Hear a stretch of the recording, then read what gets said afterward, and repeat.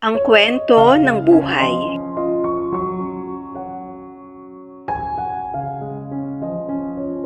Isang araw ay may mag-ama na masayang pinagmamasdan ang mga tanawin mula sa bintana ng sasakyan. Ang binatang anak ay sobrang namamangha sa lahat ng mga nakikita niya sa paligid. At dahil sa hindi maitagong emosyon at kaligayahan ng anak, ay malakas ang kanyang tinig at sinabing,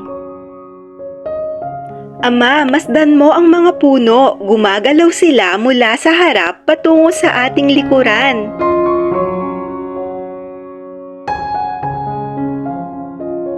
At ang ama ay masaya lamang na pinagmamasdan ang kanyang binatang anak.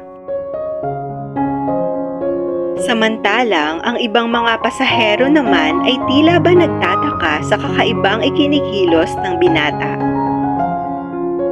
At pinagtatawanan nila ito sa pagiging ignorante sa mga nakikita niya sa kanyang paligid.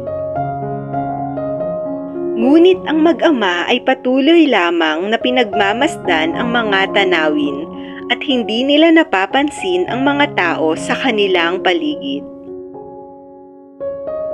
Sumunod naman na napansin ng binata ang mga ulap sa kalangitan. "Ama, masdan mo ang mga ulap, sumusunod sila sa atin."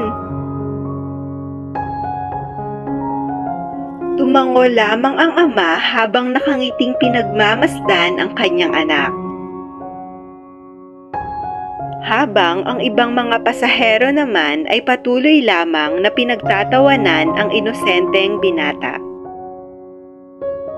Hanggang sa may isang pasahero ang hindi nakatiis na lumapit at kinausap ang ama.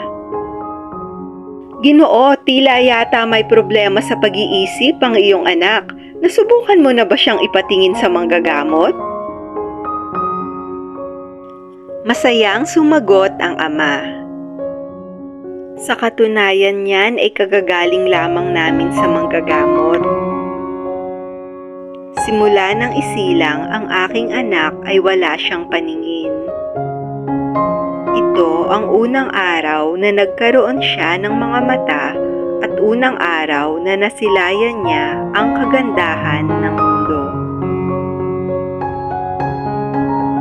Bawat tao sa mundong ito ay may kanya-kanyang istorya. Huwag nating husgahan ang ating kapwa kung hindi natin alam ang kwento ng kanyang buhay.